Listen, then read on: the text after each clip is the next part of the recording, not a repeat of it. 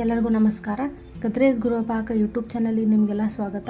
ಇವತ್ತು ನಾ ಮಾಡತ್ತಿರೋ recipe hotel style sambar ಅಂಥೇಳಿ. ಈ ರೆಸಿಪಿ ಹೆಂಗೆ ಮಾಡೋದು ಅಂಥೇಳಿ ನೋಡೋಣ ಅಂತ. ಮೊದಲಿಗೆ ನಾನು ಏನು ಮಾಡೀನಿ, ಅರ್ಧ ಕಪ್ಪಷ್ಟು ತೊಗರಿಬೇಳೆ, ಅರ್ಧ ಕಪ್ಪಷ್ಟು ಹೆಸರು ಬೇಳೆ ಮತ್ತು ಒಂದು ಹೆಚ್ಚಿದ ಟೊಮೆಟೊ ಹಾಕಿ ಒಂದು ಸ್ವಲ್ಪ ನೀರು ಹಾಕಿ ಇದನ್ನು ಸೀಟಿ ಮಾಡತ್ತೀನಿ. ಒಂದು 2-3 ಸೀಟಿ ಆದರೆ ಸಾಕು, ಬೇಳೆ ಇದು ಕುದಿತೈತಿ.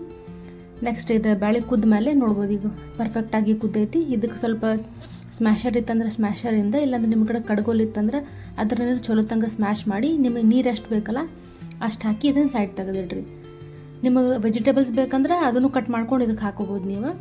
ಮತ್ತೊಂದು ನಾನು ಒಂದು ಬಾಂಡಿ ತೊಗೊಂಡೇನಿ, ಅದಕ್ಕೆ ಒಂದು ಅರ್ಧ ಚಮಚ ಅಷ್ಟು ಎಣ್ಣೆ ಹಾಕ್ಕೊಂಡೇನಿ. ಎಣ್ಣೆ ಹಾಕ್ಕೊಂಡು ಎಣ್ಣೆ ಕಾಯ್ದಾದ್ಮೇಲೆ ಒಂದು ಸ್ವಲ್ಪ ಜೀರಿಗೆ ಮತ್ತು ಸಾಸಿವೆ ಎರಡು ಅರ್ಧ ಚಮಚ ಹಾಕ್ಕೊಂಡೇನಿ. ಮತ್ತು ಹಿಂಗೆ ಹಾಕ್ಕೊಂಡೇನಿ, ಒಂದು ಅರ್ಧ ಚಮಚ ಅಷ್ಟು ಹಿಂಗೆ ಹಾಕ್ಕೊಳತ್ತೀನಿ, ಒಂದು ಚಿಟಿಕೆ ಅಷ್ಟು ಹಾಕ್ಕೊಳತ್ತೀನಿ. ಆಮೇಲೆ ಇದಕ್ಕೆ ಬ್ಯಾಡಗಿ ಮೆಣಸಿನ್ಕಾಯಿ ಮತ್ತು ಕರಿಬೇವನ್ನು ಕಟ್ ಮಾಡಿ ಇದಕ್ಕೆ ಹಾಕ್ಕೊಳತ್ತೀನಿ ನಾನು. ಇದು ಚಲೋ ತಂಗ ಸಿಡಿದ ಮೇಲೆ ಉಳ್ಳಾಗಡ್ಡಿ ಒಂದು ಅರ್ಧ ಉಳ್ಳಾಗಡ್ಡಿನ ಸ್ವಲ್ಪ ಮೀಡಿಯಮ್ ಸೈಜ್ನಾಗ ಕಟ್ ಮಾಡಿ ಹಾಕ್ಕೊಳತ್ತೀನಿ. ನಿಮ್ಮ ಕಡೆ ಸಾಂಬಾರು ಉಳ್ಳಾಗಡ್ಡಿ ಇದ್ರೆ ಅದನ್ನು ಹಾಕ್ಬೋದು, ಇದರೊಳಗೆ ನೀವು ಟೊಮೆಟೊನು ಹಾಕ್ಬಹುದು.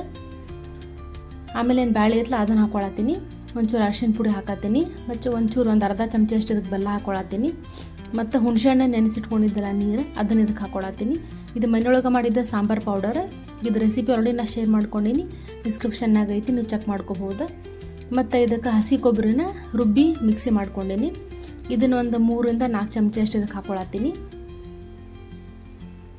ಇದು ಸಾಂಬಾರು ಹೆಂಗಿರ್ತೈತೆ ಅಂದ್ರೆ ಸೇಮ್ ನೀವು ರೆಸ್ಟೋರೆಂಟ್ ಒಳಗೆ ಇಡ್ಲಿ ಜೊತೆ ಇರಲಿ, ಇಲ್ಲ ಅಂತಂದ್ರೆ ನೀವು ದೋಸೆ ಜೊತೆ ತಿಂತಿರಲ್ಲ, ಸೇಮ್ ಹಂಗೆ ಇರ್ತೈತಿ. ಮತ್ತು ಇದಕ್ಕೆ 1 ಚಮಚ ಅಷ್ಟು ಅಚ್ಚ ಖಾರದ ಪುಡಿ ಹಾಕ್ಕೊಳತ್ತೀನಿ. ನಿಮಗೆ ಖಾರ ಎಷ್ಟು ಬೇಕು ನೀವು ಅಷ್ಟು ಹಾಕ್ಕೋಬೋದು, ರುಚಿಗೆ ಎಷ್ಟು ಬೇಕಲ್ಲ ಅಷ್ಟು ಹಾಕ್ಕೊಳತ್ತೀನಿ.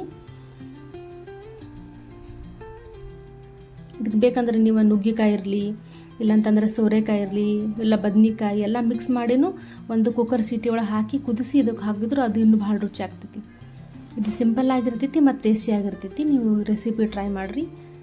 ವಿಡಿಯೋ ನಿಮಗೆ ಏನಾದರೂ ಇಷ್ಟ ಆಯ್ತಂದ್ರೆ ಲೈಕ್ ಮಾಡಿರಿ, ಶೇರ್ ಮಾಡಿರಿ, ಕಮೆಂಟ್ ಮಾಡಿರಿ, ಮತ್ತು ನಮ್ಮ ಯೂಟ್ಯೂಬ್ ಚಾನಲಿಗೆ ಸಬ್ಸ್ಕ್ರೈಬ್ ಮಾಡಿರಿ. ವಿಡಿಯೋ ನೋಡಿದ್ದಕ್ಕೆ ಧನ್ಯವಾದಗಳು.